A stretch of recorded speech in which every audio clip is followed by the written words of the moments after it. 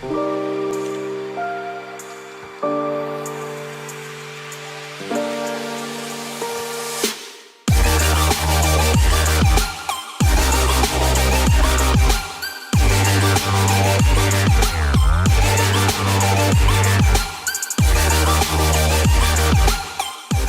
in the ring tonight at 180 pounds, we have Mr. Abhishek Goindi, coach, poker player, Indian Player of the Year, countless titles under him. Look at those guns. Those are poker guns. Abhishek, welcome to the Mindfulness series. Really happy to have you. Thank you so much. I'm glad I finally made it on here with a lot of to and fro's. Yes. It's happened. I would like to know your journey in a nutshell. It basically, the 4 points I'm going to touch on is how it started. What is the support system you have around you? How's your family taking it? Because it is a different line compared to other trajectories and careers. And what are the milestones that you have, and where do you go from now? So, in a nutshell, right? Like that's a lot of information. Man, that guys out we there. have time. We have time. Raj on twisted me, man. He told me it was going to be a quick podcast. Now he's throwing me 5 questions. It kind of reminds me of my CBSE paper where I have no answers. This is an essay type question, where I want to start. I want to start from this picture, which I'm going to share with our viewers, where you are this prepubescent guy, the daris just come out. You remember the pick I'm talking about in the casinos when IPC started? That was right after college, to be honest. I was really passionate about the game, and I always loved the game from the word go. And then a moment happened where I met Aditya Wadhwani in Delhi. We back to Bangalore, where I lived. Something about poker came up, and he was like, he looks to me and he goes like, "You play poker?" And I look at him, I'm like, "There's no way you know about poker." And this is like 2007, 2008. And he just lifts his t-shirt, he's wearing this Royal Flush belt, and he's like, "Yo, I play, man. I used to play in London, I have these guys, these friends." And he just goes into these whole bunch of stories, and I was just like intrigued, and I was like, I want to know more about this, because this is something I really love, and if I can make it a living, why not? Is that moment was my aha moment, because it was proof of concept of someone doing it. He gave me a couple of books to read. My parents are like, "Hey, where you don't even read articles? There's no way you're reading those books." I was like, "I'm going to read," and that was my introduction with reading. To be honest, that kind of opened up things for me. I was never an avid reader. I was a very outdoor guy. Someone who loved experiencing different things, and then that opened up my mind to reading. And I just wiped through those books, came back and cleaned out my home game, and I was like, wait a minute, the stuff I learned in these books actually works. There's a method to madness. There's psychology, there's science, there's math. And that just created my hunger for the game, because I was like, wait a minute, the more I learn, the more I can earn. And that's how my journey began with poker. My parents always knew I played the game, but they told me, just don't take it up as a living. They said, keep it as a hobby, keep it as a passion. But we don't listen to parents, do we? We don't listen to parents. Telling me to make it a hobby, I'm going to make it a career. Maybe if they told me make it a career, I'd have made it a hobby. I don't know. But it was this, the recession was going on. I got a really good job, where I was getting 3.5 times more than what the average guy was getting in terms of a salary. And my folks were like, you know what, this is the best job you could have got, especially during recession where there are no jobs, people are losing jobs, and you've gone and bagged one of the best jobs from. I was never attracted to that. I was always someone who loved doing what he loves. Like, it was never the money that was a driving force. It was never somebody else telling me to do something else that was a driving force. So I did that for a bit with HSBC. I was into commercial banking. I was doing sales. Didn't really like it, man. I was playing all evening, playing till 5, 6 in the morning, then reporting to office, like all messed up, dark circles. I was like, 2 months in, I just knew it's not going to happen. And he's like, you know what, I'm going to tell the HR to give you a couple more months because we see potential. We want to groom you, all of that stuff. And I was like, don't do it. You're going to waste it. Trust me. He's like, no, I'm going to push for it. So I'm sitting there in the HR room. My boss, who really, really had my back, and the HR, she liked me too, like she was like, hey, we're going to give you 2 more months. We're going to put you in like a performance improvement program. And, like, this is what we do for people who we really think they have potential but need more time. And I just turned around, and I was just myself. Then I looked at them. I was like, you know what? I don't need this, because 2 months later, I'm going to walk out anyway. Like, trust me, I'm going to walk out. You'd rather save your money. Dude, are you always this honest? I mean, I am. And I actually told my HR, I'm like, you know what? Keep it. You're gonna lose this money. I don't mind taking this buck. It's decent amount, but I don't want to come here for 2 months. Like, I'm not gonna be happy here. I'm gonna go. I'm gonna do what I have to do, and I'm happy to bounce. And so they were like really stunned, because I don't think they've ever heard of someone like that. And my dad's like, how did it go? And I was like, you know what? I told him this. My dad's like, what's wrong with you? Why are you like this? And I turned around. I'm like, you know what? I think I really want to move to Goa. Like he's like, why? What? So all these questions were coming up. And I told him, I said, Mm. Dad, I'm 20, 21, or whatever it was. I was like, the Mhm. Indian Poker Championship is starting out. Like I'd already visited Goa a couple of times. So I kind of got the hang and vibe of what was going Mhm. on. And I thought, like, if I really want to do this legally and do it with Mhm. any sort of merit, I need to be doing it in a place where it's accepted, where it's Mhm. conducive to do it. And I didn't really want to do the underground games. Right. So I moved to Goa Mhm. and I told my dad, I was like, you know what? Give me 1 year. I'm just gonna go out there and play, just go focus and see how it goes so that I don't have any like baggage, burdens, nobody asking me questions. Because for the longest time, everybody's like, what are you doing for a living? Yeah. I was like, I'm playing poker. They're like, but beta, how are you going to earn? you know? And Mm. so all those questions kept coming. So I moved to Goa and things worked out. I'll just put it that way. The gist and the subject of our podcast today is the learning curve, right? Yeah. And about how learning is a constant kind of a journey. It's not that you're there, you never reach there.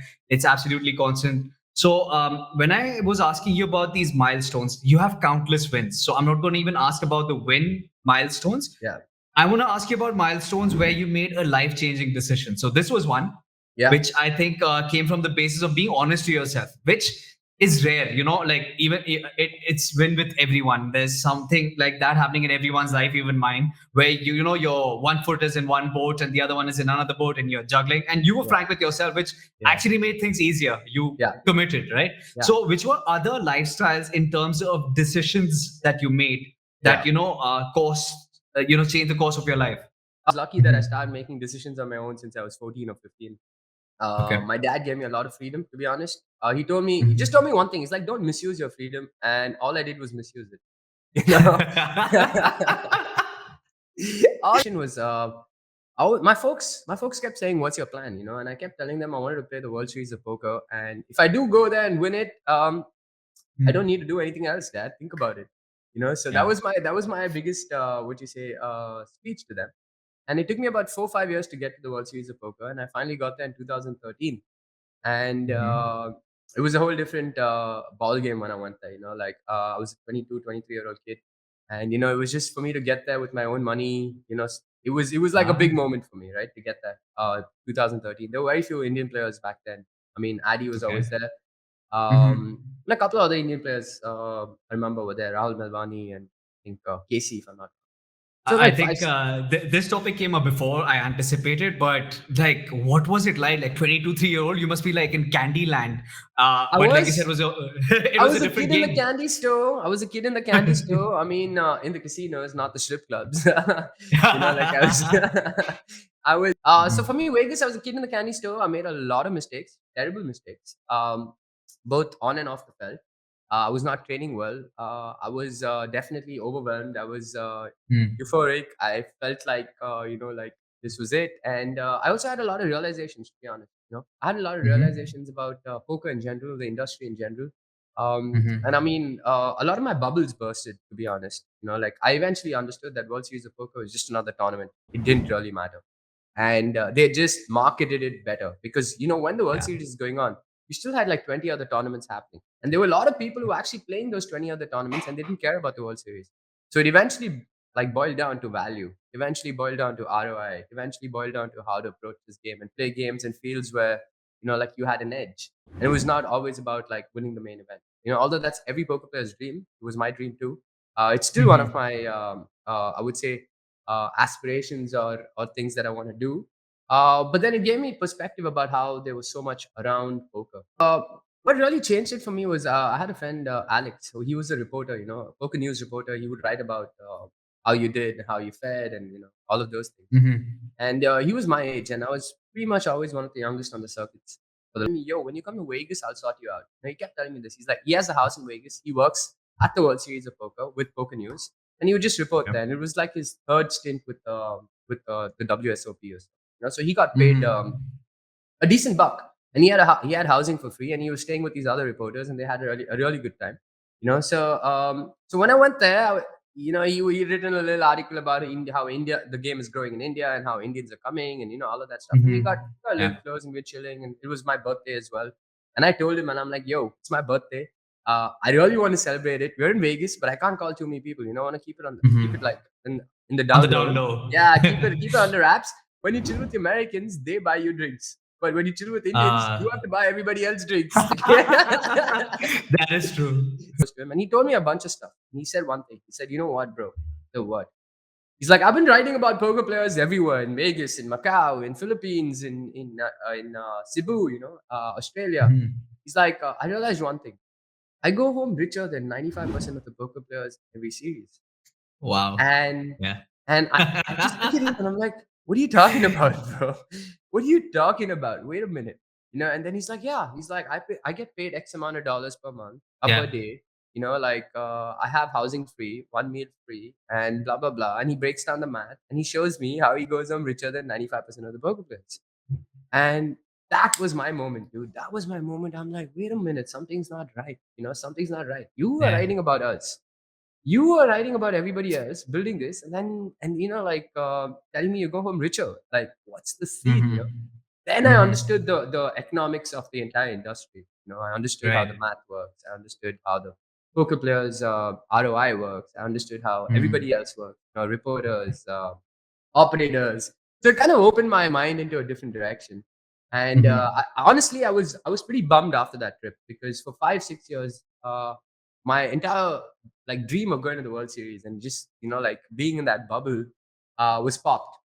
Okay, Mhm. because then I understood that every tournament is just another tournament. It's You just just another have to look at tournament. it as just another tournament, right? So I came back and I took a break. Took a break from the game. Because I'd also Okay. put on a lot of weight, and I'd put on like 7-8 kilos just being Oh in yeah, Vegas. you're much chubbier, right? In between, Yeah, I saw photos. I Yeah. was. I was. So I just want to dig in because there's some really interesting truths that I've spoken, which are not really spoken. Because the thing about tournament poker is glamour. It's sold from Yeah, every nook and cranny. It's just sold that WSOP bracelet, or hell, any tournament series for that matter, right? yeah, But I wanted to ask you this question about the truth, about the maths, economics, and psychology of tournament poker.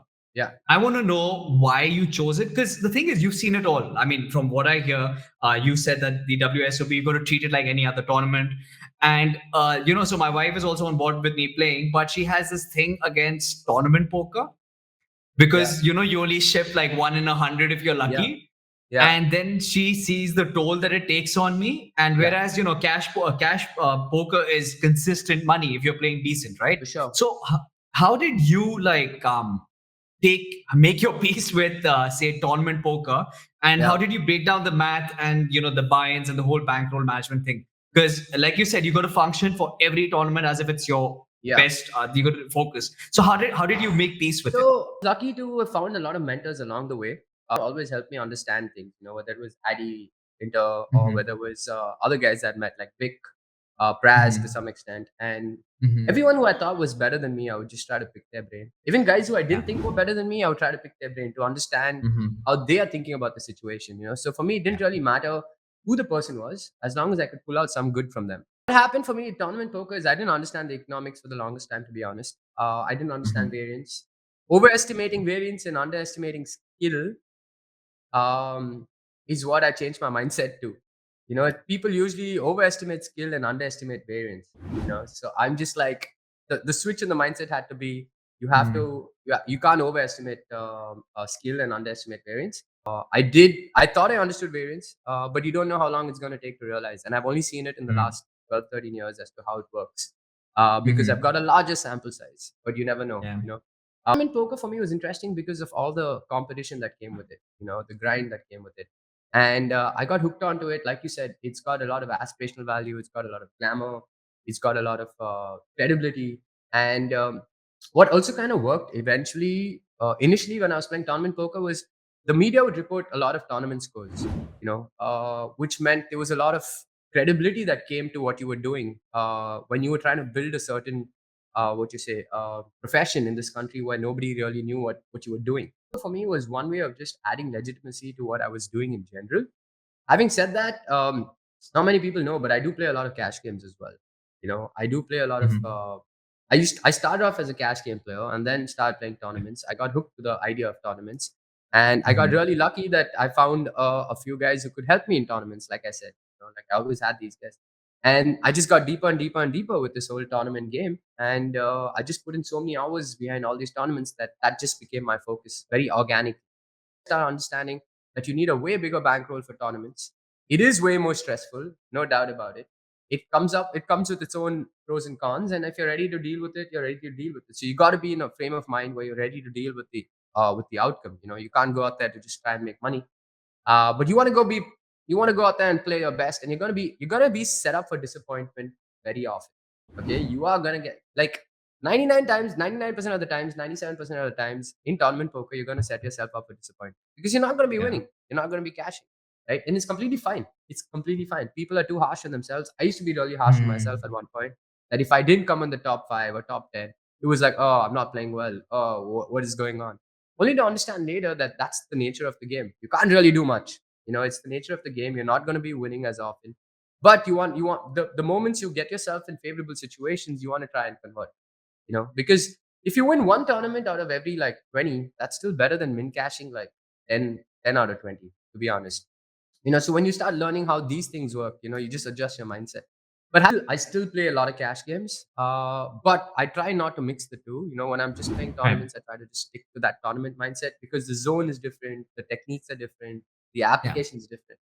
Vis-a-vis cash games, cash is going to give you that regular source of income for sure, but you got to decide for Mhm. yourself what you really want. Would you want that regular source of income, or do you want to like compete and try to Mhm. get better and better and better, and then just go for glory? Okay. Gears, your latest baby, the Poker Bootcamp, came Yeah. into play, and in a way, it happened in front of me because I Yeah. was there for one of the series. I remember I came down, and you were. It was the first boot camp that you started. So Yeah. I want to know what happened in your mind that you were like, okay, I'm playing poker.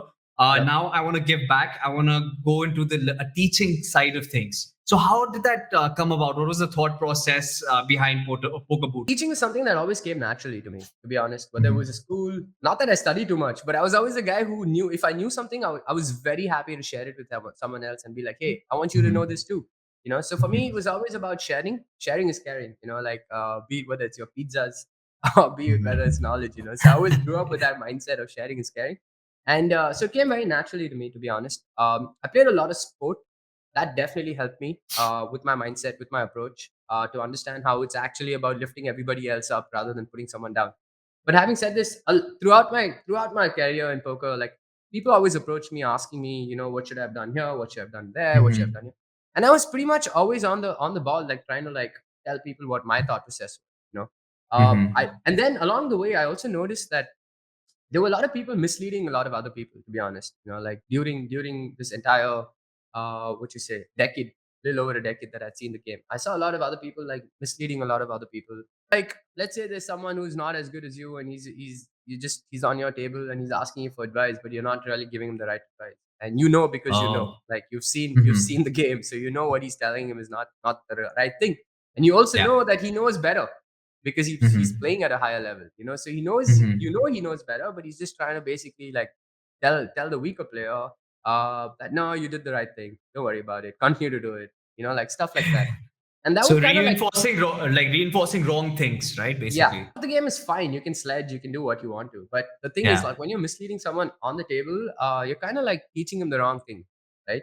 And then eventually it's Mm. not going to help him because he's going to believe that he's learning the right thing, and then he's going Yeah. to go out there, try to replicate that, and eventually he's just going to lose a lot of money and then never come back to the game. Mhm. Then a couple of other things hit me, like I saw that, there were like 20 million poker players in this country, but every time I log into a lobby, I don't see more than 1,500 people. Like I Yeah. don't see more than 2,000 people. So where's everybody else gone? Like you see the balance Mm. sheets of like all these big companies, and they're like, yeah, we spent X Yeah. amount in acquisition. We have so many registered users. We have so Yeah. many this thing. So where are they gone? Where have Mhm. they gone? And so when you dig deeper and you understand, it was not really the acquisition, but it was the retention that was the problem.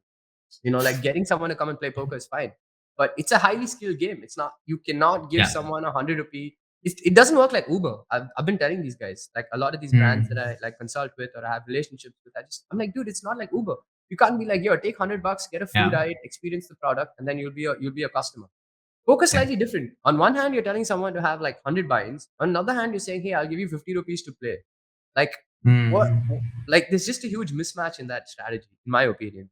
Was a problem, and I realized that it was the skill that was not being taught to other people. If it's a skill game, there was nobody doing it, right? And I kept Mhm. doing it in my own ways. Like I was mentoring people, I was helping other people out, and it really didn't matter to me because I realized that if I'm helping someone else out, I'm just understanding it better, and at some level, they're going to help me back in whatever ways. You give and you get. So I've always been a giver, okay, with all kinds of puns intended. Kind of like triggered me to start coaching and be like, hey, you know what? I just want people to know the right thing, about the game. I just wanted to put out Mhm. the right content out there. That was my main goal, to be honest. Okay, basically, like this bootcamp thing happened as a test experiment. To be honest, I was working with a brand, and Okay. and like Tane approached me, and Tane was trying to get into like Mhm. as well, and he told me, he's like, you know what, I like what you're doing. Should we try something together? We'll do one experiment Mhm. and get some learnings. I said, Mhm. cool. I'm with another brand. We'll learn from Mhm. this, and if this works out, like come on board. Like why not? We'll figure it out. And so he ran a small test experiment where he was like, he led it, and he was like, okay, Wendy's gonna come and coach. He's gonna coach, blah blah. We got two guys, man. We got two guys. Okay, and we're like, cool, fine, whatever. It works. We got some learnings. We kind of understood. We're like, dude, there are 300 people that are coming to Goa every month. I'm sure we can catch someone So and just like, to give people some reference, how many boot campers are there now? paid boot campers over 150. Okay. Wow, that's Yeah. great, man. That's Yeah. Over great. 150 in paid. But I think the community wise, we're about 5,000 odd people across channels. Yeah. So yeah, and then it just happened anyway. Long story short, the bootcamp just happened. Numbers were just like crazy. You have 20 million people playing poker. You have like 300, 400 people coming to Goa every month, but not one Mhm. person in this country who's actually coaching or teaching. There were a couple of stables. There are a couple of stables, but the stables have a different model. The stables have a Yeah. model where they only come to you if they think you're really good, and then they try to make you better. So the way I looked at it was the value add was not as significant to the growth of this community, or the game. Like for example, stables, fine, you'll make money. They're gonna like invest in you. They're gonna make money. You'll make money. Great model for their model. But will the game grow? I don't really see it No. because 95, 97% of the poker players are losing.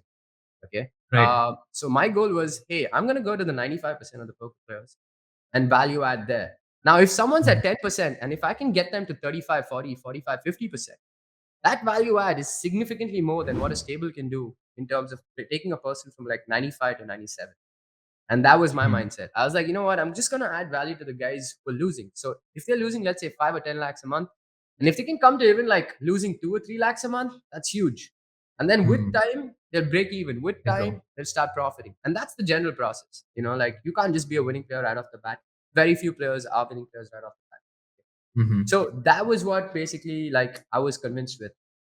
So what essentially you do, because stables, what they do is they take someone who's at 80% of the game, Yeah. make them better at like 90, 95, and get a cut of it. But there was actually no one in terms of coaching who was taking the recreational player to Yeah. be a better player, to be a professional or a semi-professional. So Yep. that is what you've democratized, so as to Yep. say. That was the And idea. yeah, okay, That was the excellent. idea that, hey, if you want to learn and you're ready to like pay for it, why not? Mhm. There should be an option for you to get better, right? Right, There should be an option. I'm not saying stables are bad or good. I'm not saying that. It's just a Mhm. different model, right? Right, right. So what the Mhm. challenge has been for us is to figure out what we got for everybody else, because we have different kinds of players who come from different Mhm. experiences, different backgrounds, different expectations. Everything's Mhm. different, and that's the beauty about poker. You might have someone like yourself playing a certain set of tournaments on a particular website, and you might Yeah. have someone else who's just playing on like unofficial websites, and then you have Mhm. someone else who's just playing cash game on official websites. So everybody has a different journey, and Yeah. we then had to kind of figure out how to basically be there for everybody on their journeys. Learning process itself, right? Because whether it's poker or anything else in life, there's so much information from different mediums, and we all consume and learn differently, right? They say that the human brain only retains like 20 to 30% of what they hear, Yeah. and there's so much concurrent new information. So, how do you, even as an individual or as a coach, make sure that things stick, and that whatever you learn as per the concepts, because there are a lot of them, that you make the most of it, Yeah. whether it is the ALM cycle as mentioned in the mental game of poker. How do you make sure that you get the best out of your learning, and how do you make it stick? Having mentors and having study groups is extremely, extremely important. To be honest, I do not think this game can be done all by yourself. Okay. However, the studies has to be done by yourself, but I do not think you can grow in this game all by yourself. In most games, I don't think anything you can grow all by yourself. I believe in this concept of strength in Mhm. numbers. I believe Yeah. in this concept of uplifting everyone. So what I do is, if I learn some stuff, I think I've reached a level where I can filter out what I really need for myself, or what I really Mhm. don't know, or what I Mhm. really want to learn. Like, so I kind of try to put my finger to what I need to do at this moment when it comes to whether what I don't know, what I want to improve on, um, or what I need to be teaching at the camp. So I kind of Mhm. identify the gap, and then I try to look for the best content out there. Right Yeah. now, it's reached a point where I have to like skim through a lot of content to figure out, hey, is this what is good for me or not? Because there's so much content out there, Mhm. like you said, Yeah. there's so much content out there that you can get lost. It's a sea of content. So what we've also done at the bootcamp is basically structure it. We've kind of curated and created content and been like, you know what, you don't need to look everywhere else. Come here, because we've kind of like cut out most of the noise. Okay. Mhm. So even with my personal studying, what I try to do is like cut out most of the noise, try to understand what the best way to do it. Solvers have come in and have just given you an easier way to do it. People think solvers are tougher. Actually, solver is just so much easier. It's your friend. It's your boy, dude. Mhm. Like, you give him any question, Mhm. he's going to give you the answer. It can't get any easier than that. You don't have to look anywhere else, to be honest. Right. Now, what happens with that is you then basically try to understand what he's telling you, and then you try to break it down and apply strategies or figure out the thought process at the end of the day with your other peers, right? Because at the end of the day, you need to understand that the solver is just a bunch of algorithms. Okay. Mhm. It's not dynamic. It's already like pre-coded for most part, and then you're inputting variables and stuff, right? So you need to understand how the solver is thinking about every situation and why it's doing what. Okay, why is it putting certain combos in certain hands, or why is it putting certain combos in certain. So the why is something you need to understand how to interpret. Okay. And once you understand that, then when you see that situation, you can start to think like the solver. You can start to think like, oh, in these situations, this should be my strategy. This is how I should go about applying myself. And then you're going to make a lot of mistakes. Okay, you're going to make a lot of mistakes. So when you're doing your analysis or your review, you have to be doing it with some people that you really trust, some people that can point out your mistakes, right? Sometimes like you know your mistakes yourself. Like, right after the game, you just know what the right answer was, you know what you executed wrong. But there's always going to be that blind spot, and you should be mentally prepared that that blind spot only someone else can find for you, because it's a blind spot for you, right? So there's Mhm. always, so however good you think you are, however like well you think you're playing, that there's always a blind spot. So when you analyze it with someone else, and when you get someone else to analyze it, he's just going to show you a different side of your game which you never knew existed, both good and bad, right? Mhm. And then that's just going to be the constant, what you say, process. So when you understand that, hey, these are the mistakes I'm making, you then try to find out how to rectify it. You'll be like, okay, Yeah. how do I rectify it? So you rectify it again through either solvers. If it's pre-flop, then you're looking at the other softwares like ICMizer, Mhm. if or HRC for that matter. Because like what you very succinctly and very quickly said, and I want to delve on this, is that the purpose of a solver is for you to grow your own strategy and to understand why certain actions make more sense than the others, why a certain line makes more sense than the others. That's the eventual thing. Because I've actually seen players who take more pride and say, "Oh, I ran a solver for 3 hours. Oh, I ran a solver for 2 hours." And what Yeah. because not everybody has access to it. It's an expensive software. I went online and I found out certain spots in a certain solver, and there was a 10-minute video where the guy broke down the tree and said, "Okay, this is the strategy you should take on monotone boards." Yeah. So, do you think that is also more helpful because there is the accessibility and technical side of solvers, which is not really accessible to all? And I think a lot of people, that is my take. Please correct me if I'm wrong, should get their general strategy in place, basic and intermediate, before just diving into something as complex as solvers. What do you think about that? If I can simply break it up for you, solvers is like going and Mhm. doing your PhD. Okay. You Okay. need to you need to learn you need to learn your general rules, a plus b whole square. You need to Mm. learn your Yeah. addition, subtraction for that matter first, and Okay. before you get to your PhD. So you need to learn how to use Mm. other softwares like ICMizer, HRC. Mhm. That's Mhm. probably going to be your higher school and your MBA, right, or college. So Mhm. without understanding your fundamentals, you cannot use Yeah. solvers, because you will not be able to Mhm. derive any Maximum sort of from it. Yeah. strategy from them. Yeah.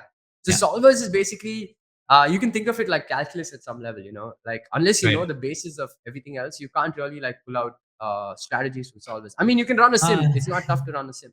Okay, you can run a sim. You can key in like 5, 6 variables, yeah. whatever the range is, whatever you think your player is doing, and you can run a sim. It's going to give you like a bunch of numbers. What do you do with it? What do you do with it?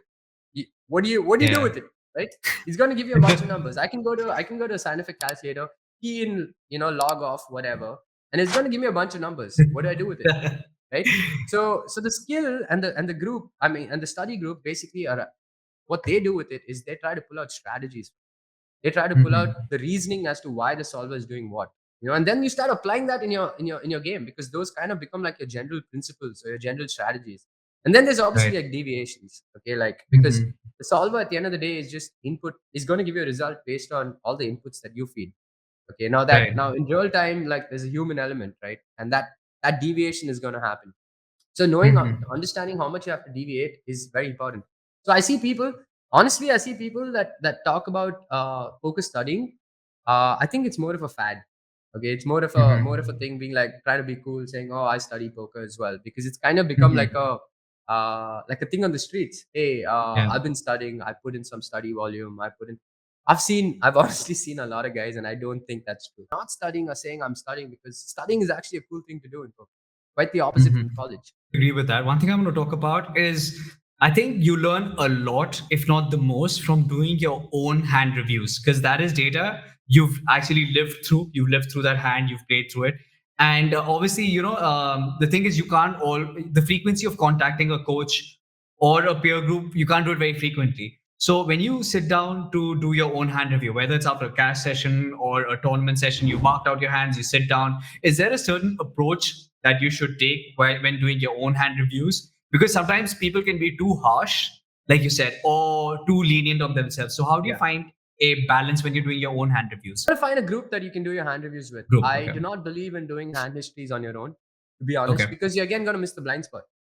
Yeah, and you're Yeah. and you're always and you're always gonna be doing your hand histories from your perspective, which is the same Hmm. perspective that you're playing with. So you're never gonna get a different perspective. So I do not Okay. believe that hand history sessions have to be done alone. I strongly vouch for one, if not two guys, Okay. that you can do your hand history sessions with. You don't want too many Hmm. guys on it as well, because too many cooks spoil the broth, and everyone's going to have a Yeah. different approach. You want to have that one or Hmm. two guys in your study group that will give you the right advice. And if you've played it bad, Hmm. be like, "Yo, bro, what's the scene? You can't be making these Uh, mistakes." But yeah. at the same time, giving you perspective on what they think they could have done and how they could have done it better. So at the end of the day, Hmm. it's just digging deeper into the different angles and thought processes that you can have on the table. And then you have to still go out there and Hmm. figure out which one you want to be applying. You can't, like, okay, a player A Hmm. might have told me like, do this next time. Fine, go Yeah. there and see how it works. And but Hmm. obviously he's going to tell me the reason as to why you do these. But if I go there and I realize that I can't apply that strategy on a certain type of opponent because of whatever Hmm. my inferences are or my read is, then it might actually Hmm. be better for me to still stick to a particular strategy against a certain opponent. And if I see an opponent changes, then I can incorporate the Hmm. other strategies that were mentioned. Right. So hand history sessions alone, for me, I don't think is not the optimal way Okay. forward. It's still better than Group not doing study. anything. Still better than Okay. not doing anything. Okay. But the problem is, let's say you find yourself in a spot or a doubt.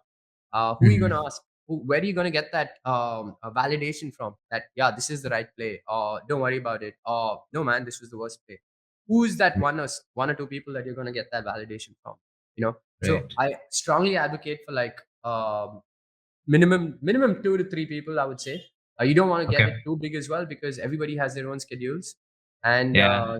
the thing is, you need one or two guys to understand your game as well. I agree, and I want to talk about your study group. I believe it's Pavan Bansal, Gaurav Sood, right? A bunch of you, like you get on calls and discuss things from time to time. Yeah, Gaurav Sood and Pawan are the guys, are my go-to guys. Whenever I find myself stuck in a situation, I go to them generally for my answers. We Hmm. have a very interesting dynamic. Okay, all three of us. Like Sood, Hmm. obviously someone who plays every day almost. Pawan Hmm. again is someone who me and him have kind of like grown up together in the last 10, 12 years, and we're very, very close. He's one of my closest poker friends. I'll put it that way. Okay. In this industry, he's someone who I can trust. Someone I'm very certain I can say this, that he trusts.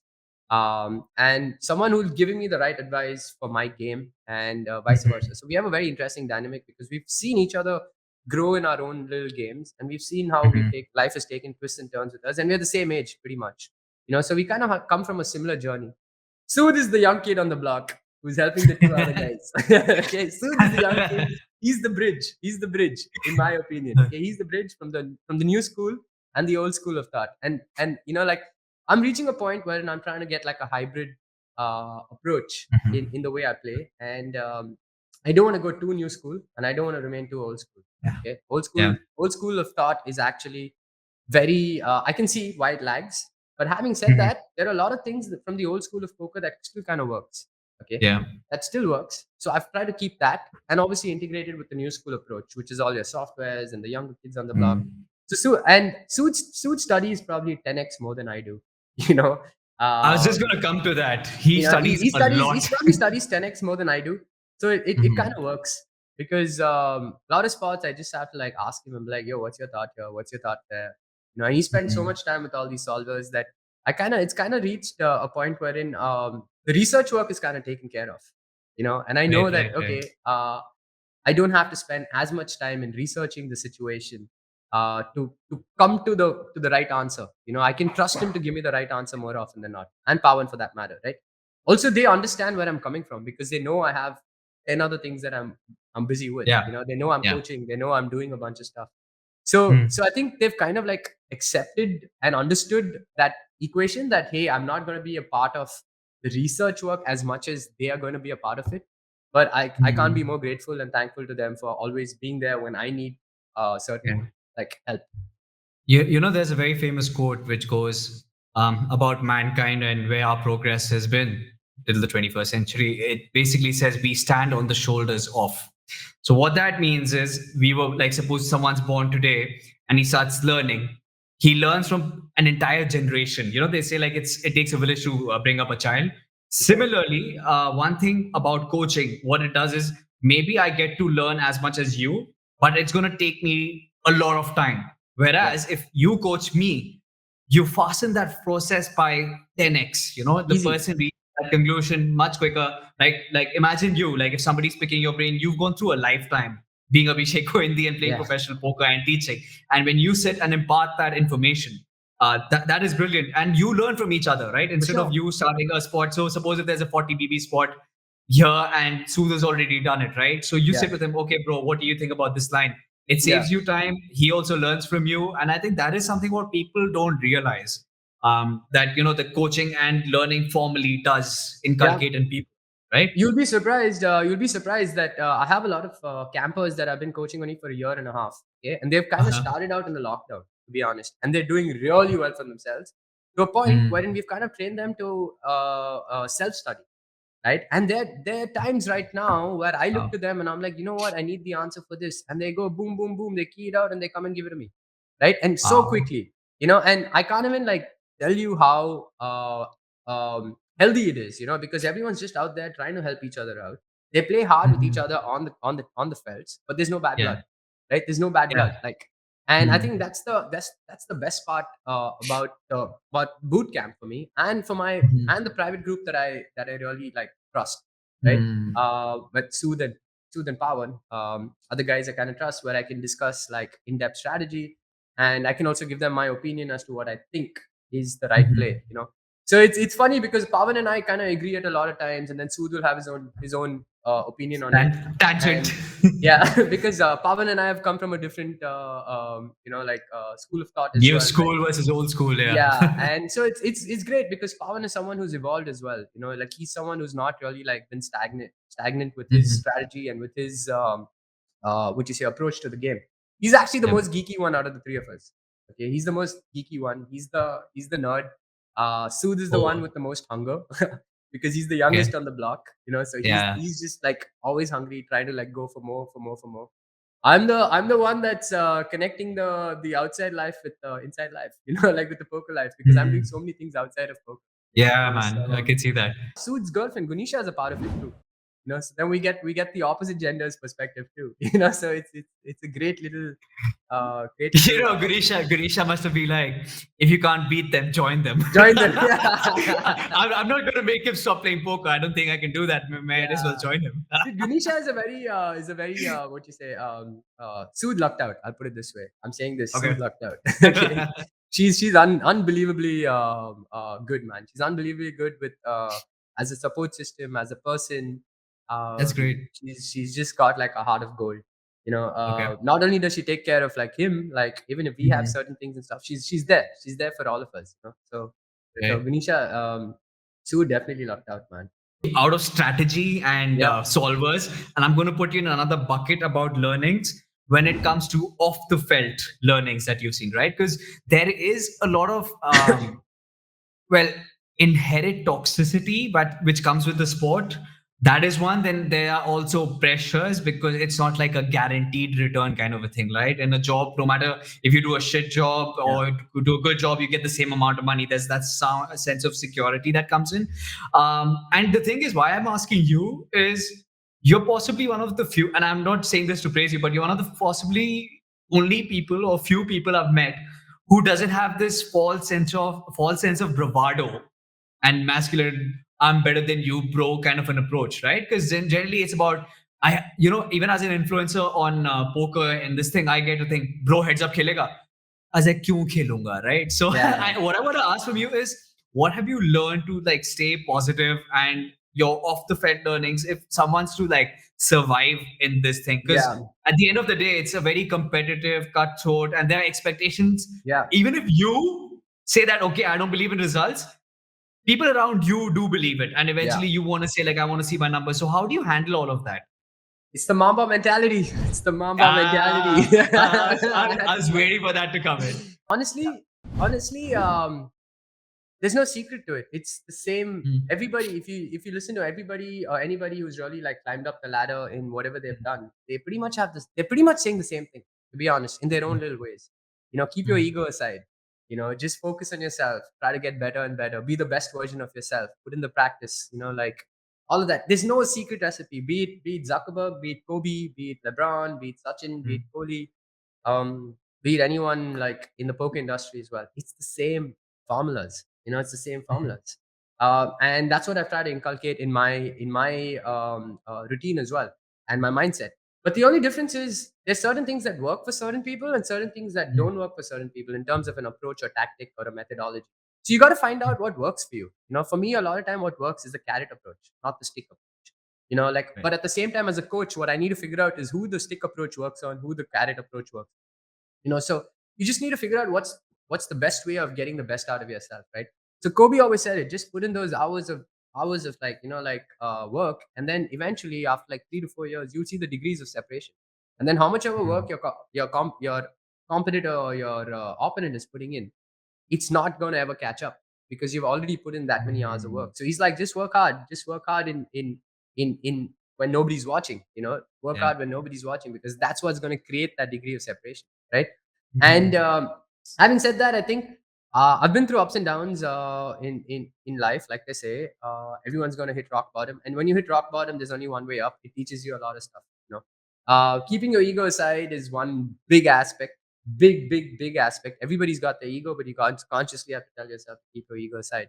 And Mhm. like in reality, every poker player at some level knows that variance has been on their side at some point, right? Mm. And Yeah. they've put in the volume to get variance on their side. So it kind of like humbles you, like when you realize that, okay, man, you have gotten lucky in some spots to win like a big tournament at some point. Yeah. Like maybe you're way ahead and you hit that king on the river 2 out or whatever it is, right? But the only thing you can really do is just go out there and work. Just go out there and work and just focus on what you want. And this is something that I think Sood, Pawan, and myself all believe in. Just being the best Mm. version of ourselves. Like Yeah. how do we just keep pushing ourselves? How do we motivate each other to go forward? And all I focused on is, man, like touch wood. For me, it was never like I never really had a fear of failure. I think that's what kind of Mhm. helped. Like I was always the kind of guy who would experiment with every single thing. Like I was always experimenting, whether it was sport, whether it was like Mm. dance, music, whatever it was. And I kind of found out what I was good at, what I was not good at, and I just kind of like played to my strengths. Yeah. So that was something that I really focused on, and the goal is to just go out there and play your best every single time, man. Like let the remaining aspects do the talking. It doesn't matter if you get the results always, because I do believe now Mm. after all these years that as long as you're like putting in the work, it's gonna come. One thing I found in terms of it, like I understand everything that you're saying. I have that perspective. But what I find is I don't give volume, or Yeah, I tend not to give volume when I'm not getting good results. right, Like, suppose if I'm having a bad run, the mind, I know what my mind is doing. It's protecting itself from getting hurt further right, when you're in a downward swing, and you right, know the answer is more volume. I mean, after you rectify your game, you do the studying, you got to right, get back on the felts, right? But I would find reasons not to play, whether right. it's shooting or doing something else. So like, how do you like get back into the game when you're in the middle of a Right. downswing and try and stay positive? So drop down in stakes. Drop down in stakes. That Mm-hmm. is a big thing that I do just to gain some confidence again. Just to gain Mm-hmm. some momentum again. Get a couple of deep runs under your belt, and that Yeah. confidence will come back up, right? And then you'll Okay. automatically upswing a bit. It's Okay. easy for anybody to play when they're upswinging. That's my Yeah. baseline, and I Yeah. tell this to everybody. I'm like, dude, when you're upswinging, I don't want to watch you play because you're in Mm. good form. You have a bankroll. Your confidence is high. What really defines a poker player is when they're downswinging. What do they do? What do they Mm. do as a person when they're downswinging is what defines a poker player, in my opinion, because the strength of the person comes out, the character comes out. Are you someone who's going to battle it out there? Are you someone who's going to put another hour on off the felts to learn those spots? Are you Mm. someone who's still going to go out there and try to play your best poker, or is it the external factors that is controlling your decision? So Mm. my strong suggestion is taking a couple of days off is completely fine, man. I take a lot of days off. Mm. Now I take a lot of Okay. days off, right? Taking a few days off is completely fine. But it's like cricket, dude. If Virat Kohli is not middling the ball, he's gonna be in the nets, just Yeah. playing that same stroke like 100 times. Just making sure he gets Mm. that stroke. Similarly with the bowler, if they're off form, they're just gonna be in the nets bowling 10 extra overs. So even as a poker player, when Mm. you're off form, it's fine to take a couple of days off, but you want to be figuring out what is it that is making you go on a downswing. Is it variance or is it what Mm-hmm. you're doing on the Good. table? Yeah. If it's Mm-hmm. variance, you shouldn't care about it. You should just go back and play. If it's what you're doing Mm-hmm. on the table that is actually taking is actually incorrect, then you want to be breaking that down and figuring out why. So dropping down in stakes is always a like a good thing. People don't Mm-hmm. understand it. Yeah. Again, it's the ego that comes in the way. They're like, hey, I've been Yeah. playing high rollers, man. I've been playing like 50Ks. I can't be playing Yeah. like 1100 rupee buy-in. That's not. Yeah. What do people think? They'll think am I downswing? Doesn't matter. It doesn't matter, dude. It's your own journey. You got to figure out what's working for you, right? So drop down in Yeah. stakes. I drop down in stakes so often when I think I need to fix something or when I think I need to experiment on something because your cost of Okay. learning is lower. So then I drop down in Mm. stakes, just trying to see what's up before I can try it on the higher stakes as well, right? So yeah, and nothing like studying and dropping down because you're gonna get one deep run or two deep runs, and that's just gonna put you back in some get you some confidence back. And confidence is a huge aspect of this game. Yeah. Overconfidence is the recipe for disaster. Online games are infinitely tougher, right? Because, like you said initially when we were talking, the amateurs come, they lose their money, and the ones who are actually staying and making money online are actually people who are concentrating on it, studying and grinding. So he came to me and he asked me, like, when I'm playing online, I've got to take my decisions much quicker For compared sure. to say live poker, right? So how do you put yourself in the most optimum frame of mind where, say, the equities. Suppose you're in a flush draw spot and somebody jams, and you're at the certain stage of the tournament. So how do you become more optimum in taking those decisions? Like, what is the best you can do? Like, one is you can cut off distractions, right? So there's less brain fog. I see you multi-tabling, like, I don't know, like as if you're in the Matrix or something, So, like, what kind of a thought process do you have when you're like dealing sports and playing So online? my suggestion is, if you're finding it hard to make decisions quick, you should be playing one table. You shouldn't be playing Lesser more than one tables, table. right? Yeah, Yeah. because that way you Okay. just save time on every table and you can Yeah. think through the hand a lot faster, a lot Hmm. clearer rather. So reducing the number of tables is definitely a big, a Hmm. big criteria for me. So I see a lot of people who want to Hmm. play like 6, 8 tables because they think that's what pros do, but that's not true. Hmm. At some level, pros do that because they feel like they're making optimal decisions on every table, so their profits will Yeah. amplify. But if you're a bad player and you do that, your losses will amplify. Because you're going to be Yeah. losing on one table, and that means you're going to be losing over 6 tables. All And tables. yeah, so you want to be reducing the number of tables, getting really good at the game before you start expanding tables. I remember I went from 1 to 2, 2 to 3, 2 to 4, and then I went from 4 to 6, 6 to 8. right? And I've also I've played 10 and 12 as well, but then I realized that when I play 10 and 12, I'm losing. You don't play optimal. I'm not Yeah. really winning. I'm not really winning as much as I would win at 6 tables. And I found out that my sweet spot is 6, and if I need to be highly dialed in, then 8. And I realized that below 6, anything below 6, I've been hugely profitable. 6 is the sweet spot, and anything above 8, I've not had like great sessions, to be honest. So I found out that for myself. So you want to be finding that out for yourself as well. What's the right number? So I it's a big think misconception that you have to play like 12 tables or 8 tables or volume is very important, but if you're not going to be playing your best game and putting in volume, you're going to be amplifying your losses. I was just going to come to that because the notion why people play more tables is to increase their volume, the more return for their money. But if you're fundamentally, inclined towards playing wrong, it's going to amplify. So Yeah, that makes a lot of sense. You know your routine. It's between the boot camp and grinding, yeah. and sometimes coming on TV. And now you've hit national television media as well. So congratulations for that. Thank you. Good to see the boot camp represent on a national Yeah, level and that was taking fun. the sport into more legitimacy, right? And that's how it should be. So, Yeah. I mean, like when you do sit down and think about things, what do the next like 5 years? Like, what's in I it for you? honestly Like, I don't think as far, to be honest. I try Mhm. to I think 5-year plans are things of the past, if you ask me. Right now, I think Okay. with how rapidly the world is changing in tech, Yeah. I think like an 18-month plan is very like Okay. doable. 18 to 24-month plans I think are the new 5-year plans in my opinion. So I don't try to think Hmm. beyond that. Hmm. Because you got to be like there's so many changes happening right now. You got to be adaptable, flexible. So the next 12 to 18 months, I mean, it's just going to be dabbling between boot camp and my performances on the felt because I realize that there's a Okay. correlation there too, and I want to be at the best of my game so that I can coach these guys and they have the trust in me because if I'm not performing, they're not going to be looking up as well. So it's kind of correlated for me to perform there as well. So that is kind of become like my responsibility in my head. And at the same time, fitness is something I want to like pay more attention to. I do stay active. I do a bunch of stuff, but I don't think I'm as happy with my regime right now, considering how much I have going on, to be honest. So fitness is something that's Right. been at the back of my mind for a long time. I've gotten into yoga the last 3 months. So I've been doing yoga like twice a week. You Hmm. know, and I want to get back into playing like sport as well. So I've kind of gotten back on the basketball court.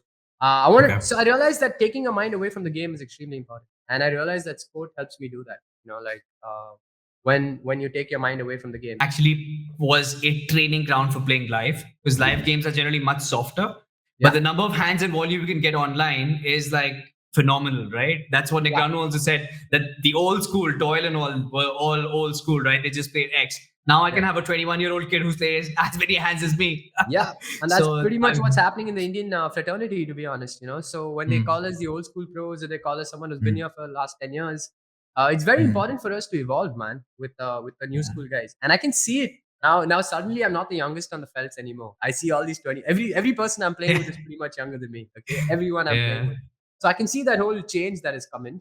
But Mhm. I need to be a lot more tactical with these guys. So like in other sports, there's something called load management. Okay, where Yeah. I learned this from basketball actually. So some of my players will not play the entire season. So let's say the season is Mhm. 72 games long plus the playoffs, or 82 games long actually. The bubble was 72 plus the Mm. playoffs.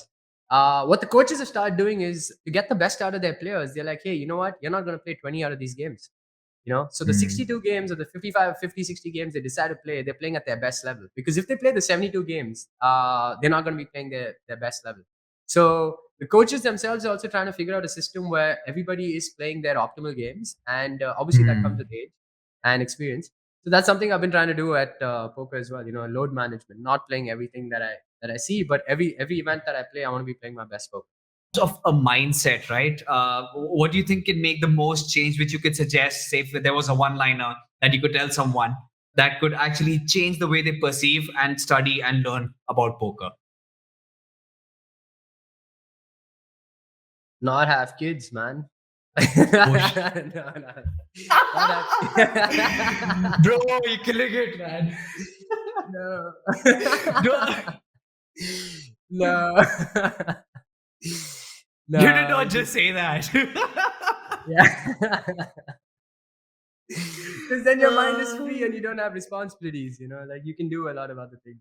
I said it more because, when you Uh, have kids, what I've noticed is like all your time goes towards the kids, right? yeah. And I've seen that it's tough for people who have kids to change their mindset because you got to be a little, Mm, you got to be able to take some risks and rejections and disappointments and when you're playing the game. So it's a very mm, self-involved. It's a game where you have to be completely self-involved, because it's such an individual sport. And when you have a mm. kid, things change, right? Because now you're Yeah. not so self-involved. You're very involved in your kid's life, so it's very Yeah. different. I'm not saying kids are bad. It's a great, great way forward. But I'm just saying my observation. But that was not the answer to it. Because the younger guys are Yeah. never gonna have kids. The younger guys, I think the honest the honest feedback for these guys Mm, is to just be patient, man. People are expecting quick mm. results, so the poker players, they want instant gratification. They're like, Yeah. "Hey, आज मैं 40,000 बनाया, आज मैं 1 लाख बनाया. I'm Mm, great, I'm good." But the thing is, mm, the problem is like, don't measure your success based on how much money you're winning or losing. okay. That's the most misleading information in poker. You cannot be measuring your Mm, success based on that because that could just be an function of variance. yeah. Maybe you won 10,000 today because you ran good. Doesn't mean you Mm-hmm. won because you played good, right? So Yeah. focusing on the controllable aspects, focusing on the decision making is what I would tell the recreational players as well. That Mm, don't expect to go out there and win every time you play, but mm, be prepared for the loss. And the mm, biggest thing is, which I tell everybody is, money is the byproduct. Okay, you want to be mm, loving the game. You want to be going out there to play to win the game. Which means mm-hmm. strategy, which means like making the right decisions. Like just staying in the moment. Excellent advice. Excellent advice. I think I should anoint you as the poker monk. It's a thing. That's a great mentality to have. Yeah. But that is some great, good uh, piece of advice there. Boot camp, honestly, man, I feel like a dad sometimes, dude. Like I have guys calling me and saying, You "Is are. it That's why I call it. cool? Is it You. cool to smoke and play?" I've had people call me and tell me, "Is it cool to smoke and play?" Like I've had Yeah. all kinds of people ask me all kinds of questions, and it's great at some level. I feel like a confession room. Yeah, So that's why I started the podcast saying, let's talk about your baby, the Poker Bootcamp, yeah, because it is literally a baby. It's a new it is. It entity. is. Plus, you guys are like a family. Because I'm on your Discord as well, so I Yeah. know how tight it is, right? Yeah. And It's a positive. happy So, family because at the DPT, 20% of the field were boot campers. Okay? And I had no idea who these guys were. wow, 20% were boot that campers, and I only know that's them by an icon. significant. Yeah. A lot of them I only know by an icon. Okay. So when I saw a few of Yeah. them, I was like, oh, this is how you look. I've heard your voice a million times, but I had no idea how you look. And what was really heartening was I had at least 5, 6 people come to me, and I'm talking about people who I've known for a while. Okay. Come to Yeah. me and tell me that they're super excited to see how the boot campers were conducting themselves. They said one thing we Mm, noticed was not one of them spoke about a bad beat. Not one of them spoke about a bad beat. And in my head, that was such a win because what I've been mm, telling them is, it's not like beats are gonna happen. It's part of the game. You yeah. can't you can't do anything about beats. But we got to be figuring out strategy. We got to be figuring out how to go forward. We got to be Yeah. figuring out if it is the right play. You know, and you could hear those conversations with them. You could see the difference in mindset and culture. And it was heartening to Mm, see someone else recognize and bring it up. Because it's been to build a culture takes time. So now I can yeah. see It that does. culture coming in. I can see it coming in, and I Mm. think I want to push it even more, man. I want to push it even more. Excellent. Excellent. Abhishek, thank you for speaking with Poker Life India and doing this podcast about learning. I think people can learn a lot from you and from the Poker Bootcamp as well. And for me, you have this sage-like image. I know you're just 31, you're even younger than I am, but you have this natural persona and this calm. And I'm sure you have that hunger because that is where you are without the boisterousness and the fake machoism that people think is necessary to be competitive. So I thank you for that and for being here and keep giving as you are, as you have Thank been in you, poker and to other people. There are very few people who do this, and I love your positivity, man. I mean, I've chilled with you in Goa as well. You have that thank you, natural vibe, and that's why people gravitate towards you. So keep doing what you're doing, man, and just thank you for being you, man. I don't say thanks this to so many much for people. having me here. I'm glad we could make this happen. Yeah. Sorry about all the scheduling, but it was great fun, man. And you're giving Nah. back in your own way. Like any sort of content out there is giving back. So I support everything, and good luck to everything else, and see hope that we commentate together on one of these Oh, gigs that would be soon. fun. That'd be fun. That would be That'd be fun. fun. That'd be fun. Yeah. Hope to see you in the studio at some point. Yeah, man, that would be nice. Thank you All right. again. Perfect, bro. Awesome. Bye.